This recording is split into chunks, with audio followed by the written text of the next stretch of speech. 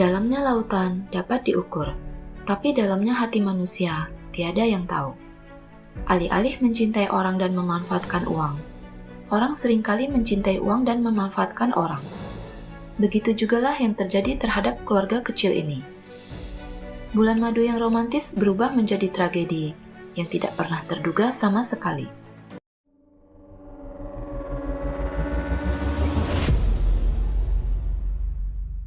It's Jijelicious Story Time. Halo teman-teman, gimana kabar kalian semua? Semoga sehat dan bahagia selalu ya. Di video kali ini, JST akan menceritakan sebuah kasus yang berasal dari negeri Gajah Putih, Thailand.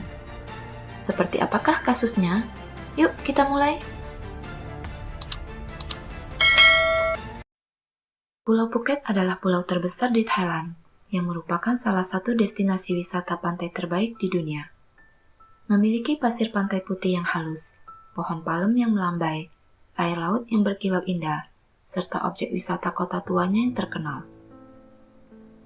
Dengan segala cerita indah tersebut, seorang pria yang berusia 32 tahun, berasal dari kota Tianjin, yang bernama Chang Yifen, mengajak istrinya yang bernama Chang Chia, atau biasa dipanggil Chang Xiaojie, berusia 29 tahun, untuk liburan dan bulan madu ke Pulau Phuket, bersama dengan putri mereka yang masih berusia 20 bulan. Di mata istrinya, Chang digambarkan sebagai seorang pria gendut terbaik dan terlucu yang pernah ditemuinya. Istrinya pun menyetujui ide liburannya untuk melakukan perjalanan yang menyenangkan dan romantis, seperti yang dijanjikan oleh Chang. Mereka tiba di Bandara Internasional Phuket pada tanggal 27 Oktober 2018 dan menginap di salah satu resort bintang 5 yang terkenal di kota tersebut. Akan tetapi, liburan yang seharusnya berisi dengan kesenangan dan kebahagiaan berubah menjadi malapetaka. Di hari ketiga mereka menginap di Phuket, dia menemukan istrinya telah meninggal dunia akibat tenggelam di kolam yang berada di resort mereka. Kejadian naas tersebut segera dilaporkan kepada pihak berwajib Thailand. Ketika polisi datang, dia mengatakan bahwa saat itu mereka sedang menikmati liburannya sambil berenang di kolam renang. Akan tetapi dikarenakan hujan gerimis mulai turun, istrinya pun meminta agar dia pergi melihat keadaan anak mereka. Setelah berada di dalam kamar, dikarenakan kecapekan, tanpa sadar dia pun tertidur. Tubuh istrinya yang tenggelam ditemukan oleh staf resort pada tanggal 29 Oktober 2018. Keesokan harinya, saat bangun tidur, dia baru mengetahui keadaan istrinya tersebut. Istrinya resmi dinyatakan meninggal oleh pihak rumah sakit Patong. Chang pun dengan segera memberitahukan kabar duka tersebut kepada mertuanya. Pada tanggal 30 Oktober 2018, Chang diperbolehkan meninggalkan negara Thailand untuk membawa putri mereka kembali ke Tianjin, China. Sesampainya di China, dia pun menyampaikan kronologi kematian istrinya kepada mertua dan para saudara istrinya. Tapi penjelasan Chang tidak memuaskan mertuanya, sehingga mereka pun berniat pergi ke Phuket untuk melihat secara jelas apa yang sebenarnya telah terjadi kepada putri mereka. Selain membawa jasad anaknya kembali ke China, mereka juga akan mengurus surat dan dokumen kematiannya. Mereka juga berencana akan menuntut kompensasi kepada pihak resort akibat kelalaian mereka. Chang pun akhirnya ikut mereka kembali ke Phuket. Setibanya di Phuket, pada tanggal 2 November 2018, mereka segera melaporkan dan meminta bantuan kepada pihak kepolisian Thailand agar melakukan penyelidikan lebih lanjut terkait kematian Chia. Orang tua Chia mengungkapkan kecurigaannya dikarenakan putri mereka sangat mahir dalam berenang. Tidak mungkin bisa tenggelam di kolam yang hanya memiliki kedalaman 1,4 meter saja. Sangatlah tidak masuk akal sama sekali. Dari hasil otopsi yang dilakukan, polisi berhasil menemukan banyak sekali luka dalam dan luar pada sekujur tubuh Chia. Selain luka memar pada leher dan tangan, korban juga mengalami pendarahan pada mata, patah pada tulang rusuk kelimanya. Terdapat memar dan luka di hati dan kedua limpa serta ginjalnya. Semua itu menandakan bahwa korban telah dipukul dan disiksa sebelum akhirnya ditemukan tenggelam di kolam. Dikarenakan orang terakhir yang bersama Chia adalah Chang, sehingga dia pun diperiksa dan diinterogasi secara intensif. Setelah menjalani beberapa jam interogasi, akhirnya Chang mengakui segala perbuatannya. Dia mengatakan telah bertengkar dengan istrinya sewaktu berada di dalam kolam.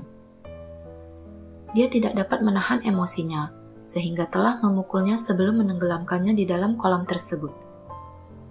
Kepada polisi, Chang mengatakan bahwa dia tidak mau hidup lebih lama lagi bersama istrinya. Mendengar pengakuan Chang, tentu saja membuat mertua dan para iparnya terkejut dan marah besar terhadap Chang. Chang yang dikenal baik, ternyata telah tega melakukan perbuatan keji tersebut kepada istrinya. Chang pun segera ditahan oleh kepolisian Thailand. Kecurigaan bahwa kejadian tersebut telah direncanakan sebelumnya oleh Chang semakin meningkat. Setelah penyidik di kota Tianjin berhasil menemukan bahwa beberapa bulan sebelumnya, Chang telah membeli sejumlah polis asuransi jiwa atas nama istrinya dan mencantumkan nama dirinya sebagai ahli warisnya. Tidak tanggung-tanggung, dikabarkan dia telah membeli sebanyak 18 polis asuransi dengan total mencapai lebih dari 27 juta yuan atau 4 juta US dollar atau setara dengan 59 miliar rupiah. Sebuah jumlah nominal yang fantastis untuk seorang penerima hak waris.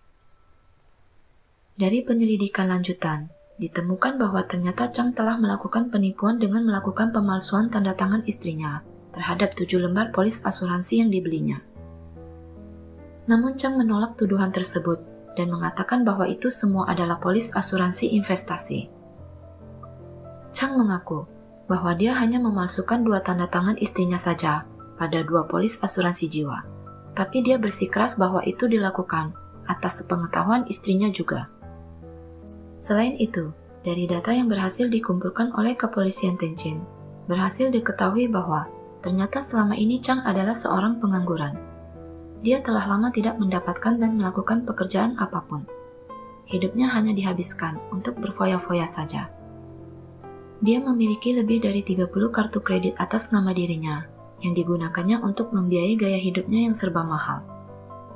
Dia banyak melakukan transaksi pembelian barang-barang berharga dan menginap di hotel-hotel mewah. Bahkan di komputernya ditemukan banyak sekali foto-foto dan video porno yang dikoleksinya. Hebatnya lagi, berdasarkan catatan transaksi perbankan Chang, pihak penyidik Tianjin juga berhasil mengetahui bahwa ternyata Chang telah memberikan uang tips atau donasi kepada seorang gadis yang melakukan live stream sebesar 400.000 yuan atau setara dengan 870 juta rupiah, serta mengirimkannya sebuah tas mahal merek LV kepadanya. Belakangan juga diketahui bahwa dia bukan saja telah menghabiskan uang 800.000 yuan atau setara 1,7 miliar rupiah yang diberikan oleh mertuanya kepada istrinya, tapi juga telah meminjam 670.000 yuan atau setara 1,4 miliar rupiah kepada mereka dan membeli sebuah rumah tanpa sepengetahuan semua orang. Orang tua Chia berharap Chang dapat diekstradisi ke Cina agar kemungkinan Chang dijatuhi hukuman mati lebih besar jika terbukti bersalah atas kematian anaknya.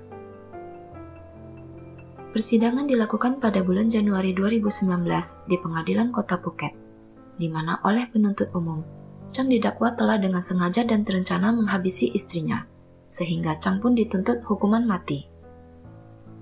Lebih dari 16 orang, termasuk jaksa penuntut dan anggota keluarga korban telah bersaksi melawan terdakwa dalam 8 persidangan pertama. Chang sendiri melakukan pembelaannya pada persidangan ke-9.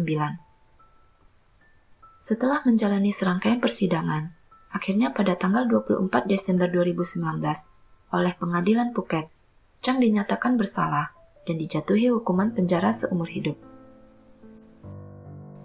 Demikianlah cerita tentang kisah tragedi bulan madu kelabu dari sepasang suami istri yang penuh dengan kepalsuan. Bagaimana menurut pendapat teman-teman JST tentang kasus ini? Apakah uang telah membutakan mata hati seorang Chang? Dengan senang hati, kami akan menunggu pendapat dari teman-teman JST semuanya. Jangan lupa tulis di kolom komentar ya. Mohon maaf jika ada kata-kata yang salah dan tidak berkenan. Apabila suka dengan cerita ini, Tolong bantu di like, share, dan subscribe ya. Oh ya, jangan lupa juga aktifkan lonceng notifikasi agar teman-teman bisa mendapatkan cerita terbaru dari JST. Akhir kata, stay safe, stay healthy, stay at JST. See you on next Jejelicious Stories. Bye-bye!